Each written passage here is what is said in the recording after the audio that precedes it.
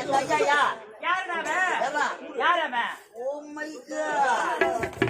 ஐயா அவர் ஒரு பொட்டரை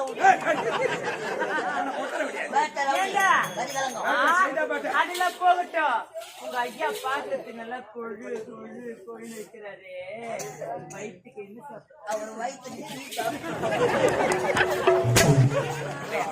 பாடு